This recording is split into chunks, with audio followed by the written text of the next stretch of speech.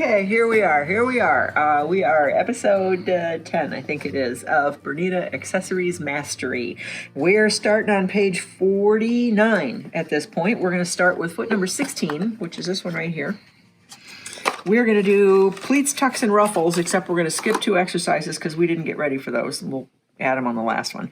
So foot number 16, and it has, who is going to use the seam guide for this, but whatever. It has like a double fold metal. Your fabric goes in between. If you look on the bottom, your feed dogs will pull while your fabric rides through there. So, we're 16. Well, we were going to talk about, let's talk about the... No, we don't have to do that yet. No, we're not going to do that right now. Okay, let me go in here.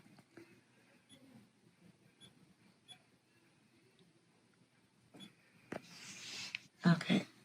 Alrighty, so she set foot number 16 on there. And you're going to take your, adjust your stitch length to 5 millimeters.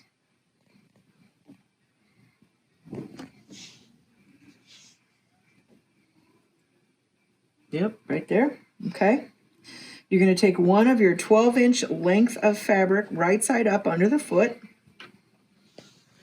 and just stitch it as it goes. It's going to gather your foot for, or gather your fabric for you. So depending if I wanted a 1/2 inch, let's say, I can move that over to the 1/2 inch. How would you know that, Laurie? How would I know what? How would you know that was a 1/2 inch? Because that, well, actually, I'm on 5/8. Because on our stitch plate, it will give you the increments. Well, there you go. So Okay. I can go. I'll just take it to a 1/2 inch. Okay. All right.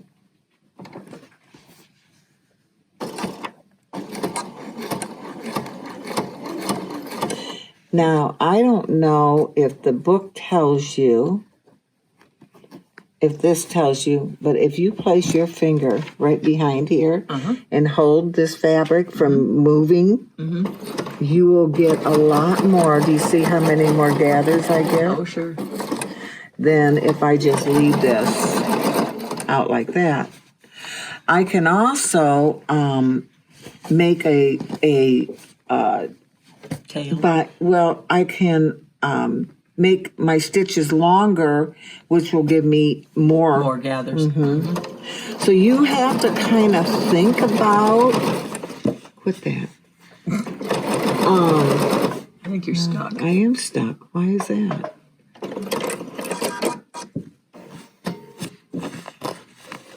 Oh, I got a big knot down here.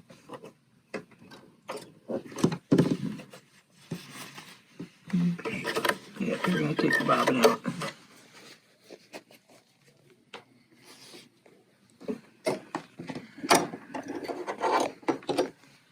Ooh, look at that. Nasty. So, in a situation like this, guys, you might as well just unthread the whole thing. Take the hook out. Take the hook out. Clean it out. Oh my goodness. That's really... Use the tweezies.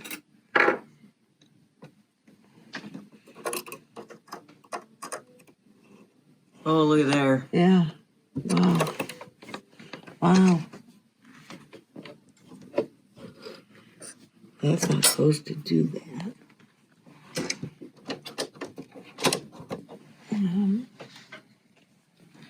Get your brush, clean her out.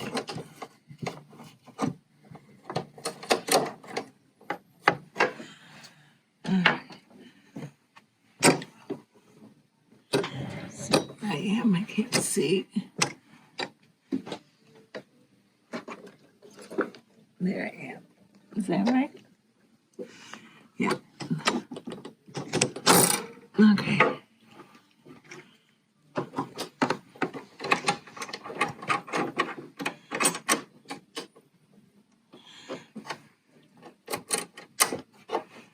I'm just gonna make sure. Okay, so what she just did is put the hook back in, the hook being the metal thing that you take out to oil. She took the hook out, and then before she put the bobbin in, she rotated that hook all the way around just to make sure everything was in there the right way. That'll save you all kinds of trials and tribulations in the long term. Just unthread the machine and then rethread it. You will be much less frustrated in the long run anytime something like this happens. Well, a lot of times that thread has come out of the tension. Right. You really don't know what's going on, why it did it. Typically speaking, if you've got a jumble of a mess down inside your bobbin case, it's because of the top thread. It's not your bobbin thread, it's your top thread.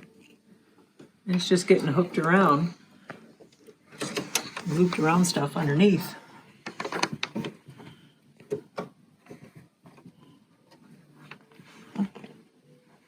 Well, let's try that again. Well, let's.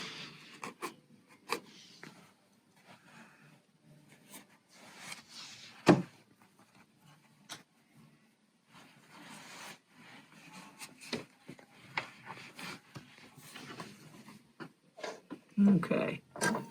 So we're just doing our just normal little gather. We're not making it.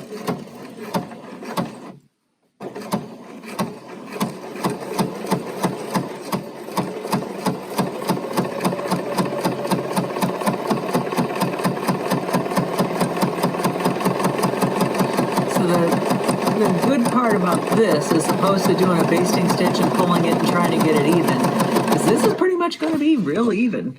Yeah. But you have to definitely know how much you need. Mm-hmm. Because you would measure that. I would do something like this, measure it, and then decide the length of that this piece would need to be. And of course, if you wanted to, you could always tighten this up a little after the fact by just holding your threads firmly on one side and kind of ruffling it along the seam line. Yeah. But anyway, okay, so that's our first one. Stitch length, we did that. Place the remaining 12-inch length of fabric right side up under the presser foot. Stitch 2 to 3 inches and then stop. All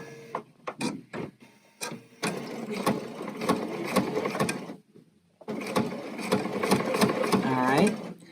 Now take the 6-inch length of fabric and slide it into the slot on that foot. This is what I was telling you about. It was going to glide in there. So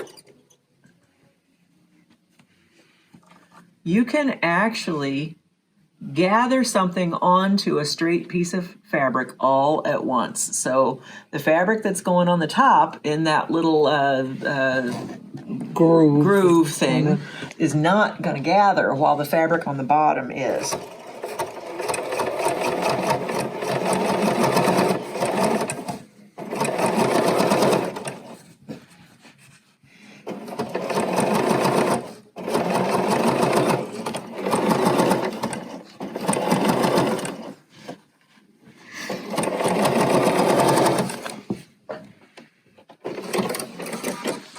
So if you were making like We'd be in trouble. we'd be in trouble. If you were making like some doll clothes or something, I mean, look at there. So it would put, like here could be a waistband type of thing. So there's a learning curve to this, but it does. I did. Remember the little lemon fabric that we had out there, and I made the bumper pants with all the ruffles. This is the foot that I used for that. So there are some things on page 49 to the right that tells you, so there's 3 things that affect the amount of gathers. Fabric weight, the lighter weight the fabric, the more it gathers. Tension, if you increase your upper tension, that will increase your gathering. And stitch length, the longer the stitch length, the tighter the gathers. So there you go. Okay. We're done with foot number 16. We're going to pass over page 50 because we don't actually have what don't we have? We don't have the pearl cotton. No, we don't have, yes, we didn't have, well, Yeah. yeah. We'll come back to that. And we're going to pass page 51 because, believe it or not, we can't find this foot, 46C, we don't have in stock. So we'll come back to this in the next session. So at this point in time, we're going to move ahead to pleating and ruffling. And we're going to use foot number 86, which is this guy right here, the pleater. And this is, we use this when I first started doing mastery classes in person. We would just grab feet and try them during class. This is the coolest foot ever. You can do pleats or ruffles with this foot. This is an old, I mean, not, this isn't an old foot, but this foot has been around For a long time. for a long time. Well, I had one of those for my featherweight. Yeah, yeah. They did. It's a cool foot. And another one of those things. Is it? What is that thing? Oh, no, that's just a It's a pin. little pen type thing. Okay. All right. Now this foot is going to go on to your machine similar to the way the walking foot does. So it's got a arm that is going to go over your needle bar. So instead of the walking foot on the back side, this goes goes on onto the the front.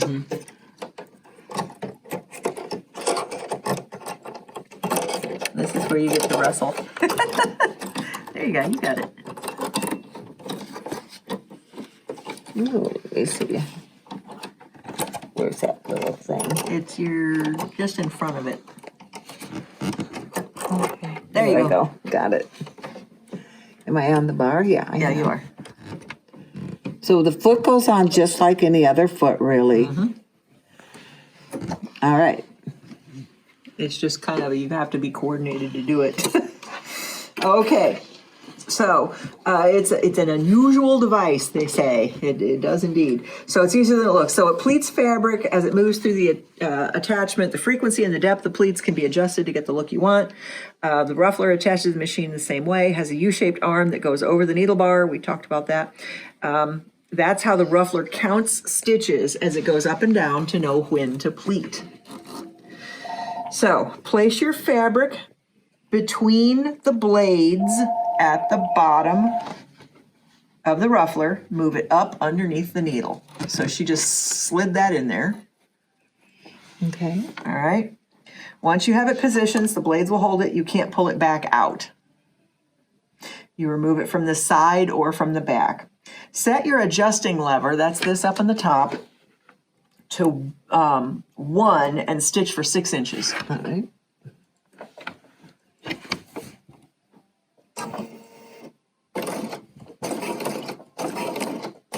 So you can see how this thing right here is grabbing the fabric and pushing it to make a pleat. Okay. Okay. Let's see. Stop and change the lever to 6 and stitch for another 6 inches. So you just lift that up and there's numbers on there, right on this little thing right here. There's numbers on the top of this. So it's 1, 6, 12, and then 0. Okay. We're on 6 now, so let's try that. So every 6 stitches. Right. Okay. And then stop and change it to 12 and stitch the remainder of the fabric.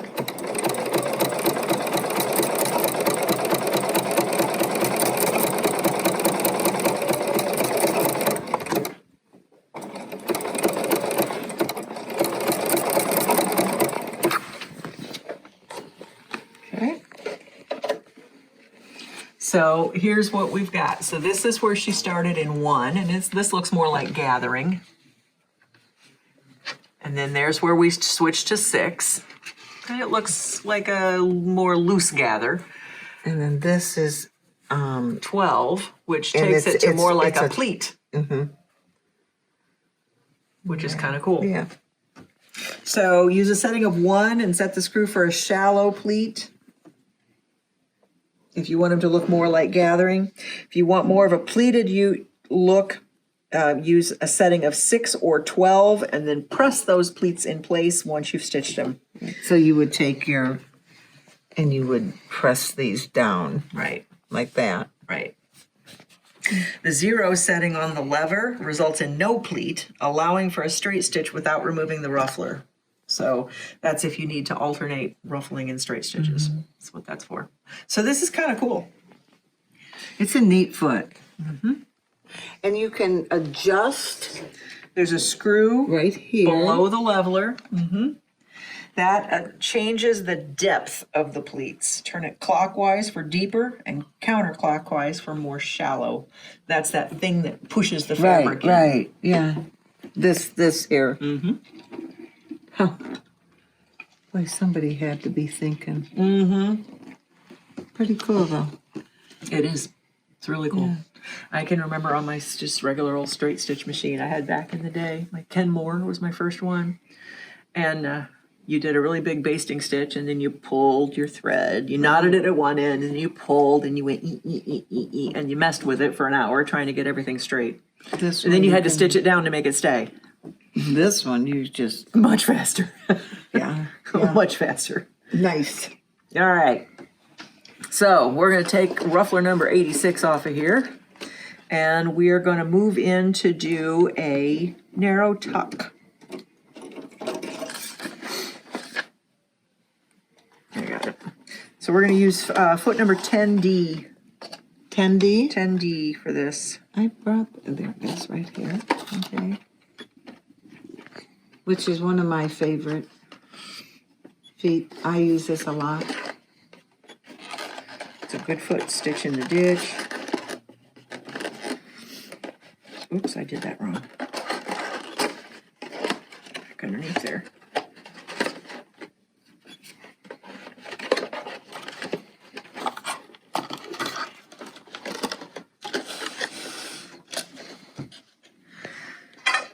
Okay. I used to make little soft dolls. I made a bunch of little soft dolls back in the days. And you ruffled on all of those. I did a lot of pulling and messing. All right. So we're going to use 10D. That's this one right here. And we've used this foot before. Oh, he doesn't have his thing on it. Oh. So there you go. What's in, it has a, this is like a stitch in the ditch. It'll run right down in your seam if you're quilting. You can do binding with it. You can do Top stitching. top stitching, yeah. Okay. So on swatch number 1, we have 2 swatches we're going to do here. We're going to make vertical tucks in swatch number 1. I'm going to do something. Uh-oh. Swatch number 1. Okay. So fold it in half and crease to mark the center.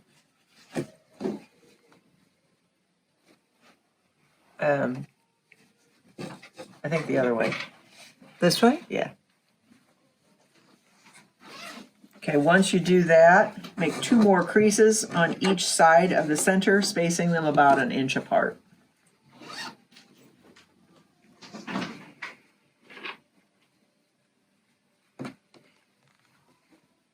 There you go.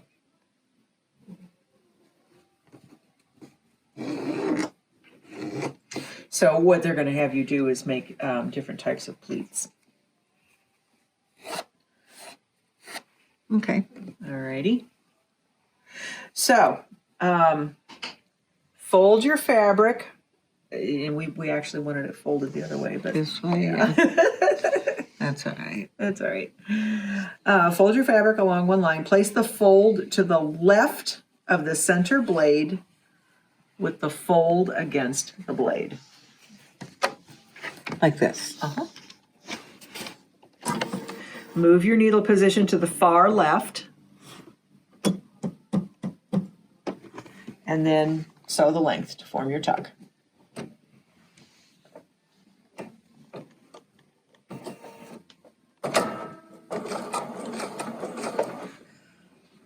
I need to do something here. There we go.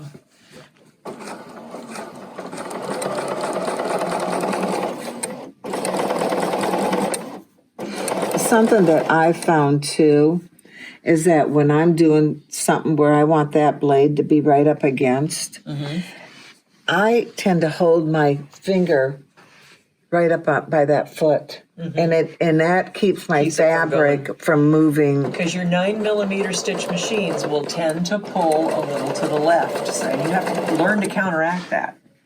It's just a different way to hold your fabric. That's all there is to it. Okay. Okay, there's one. There's a tuck. Okay. Now you can do these closer, too. And you could. So that's what, so your other folds, what you're gonna do is move your needle position differently. And that'll make a tuck that is, so if you look at the picture, your example here, so here's the center one. We just did this one. This is with your far left. The one on either side that they did is about half that. So if we move the position to -3 for this one, you'll see a different size tuck.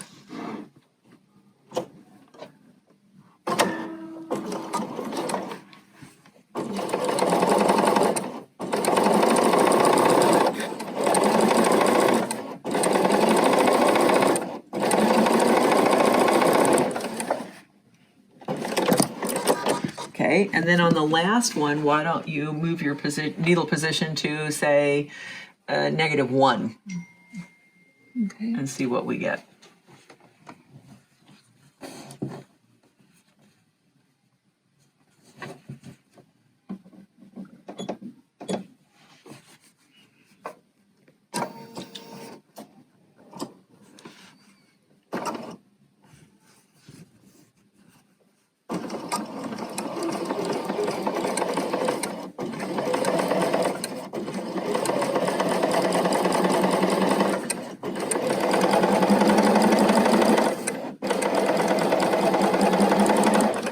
You're just gonna get a real tiny one there, like for doll clothes or something.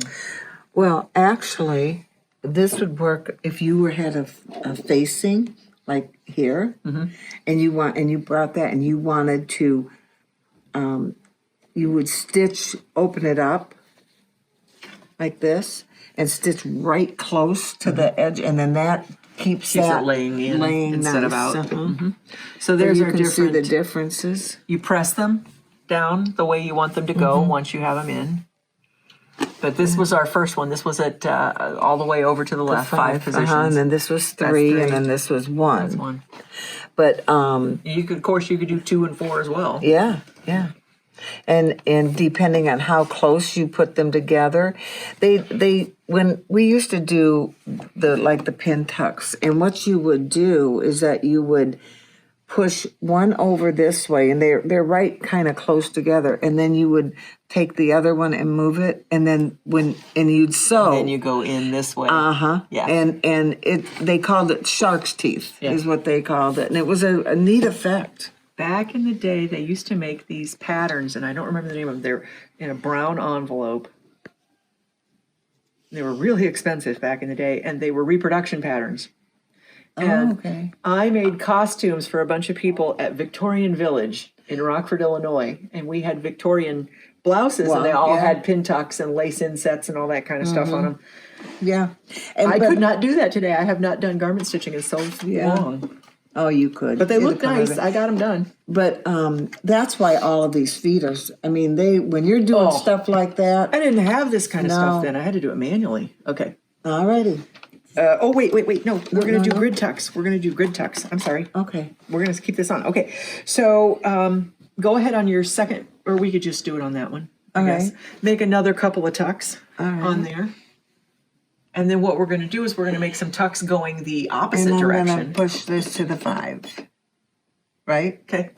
Whichever way floats your boats. Okay.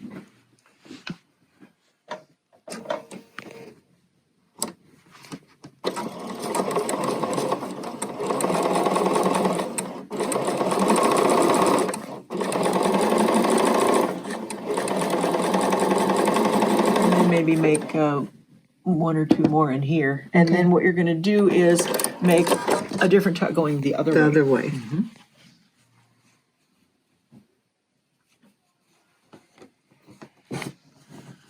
To show what that would, and that would be neat for like a pillow, home deck kind of stuff.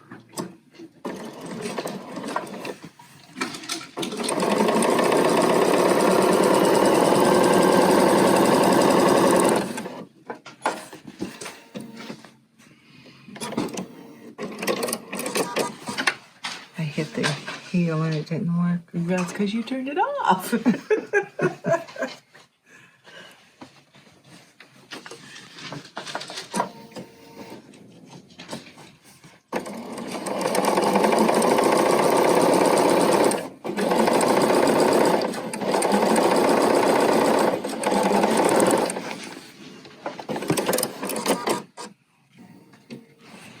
Okay. Okay, now do it lengthwise. So, you can So see you'd press this. yeah.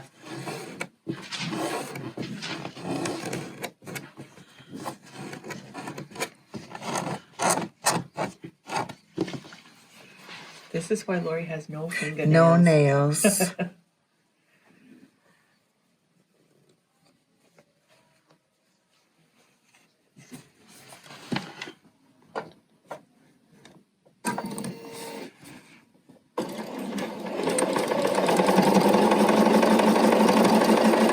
And I would think that you would want to make sure that you have the pleats going down, Right, because if you sewed and they're going to catch. right. So then we can go another row. Or you could alternate it. You could, well, and That would be fun. That would give one a up, neat, one down, one up, one down, and then one to the left, one to the right when you did the other ones. Yeah, that would be neat. And I've seen these where people go over with floss and do decorative stitches across them and turn them into all kinds of funky designs. It's actually kind of cool. Oh.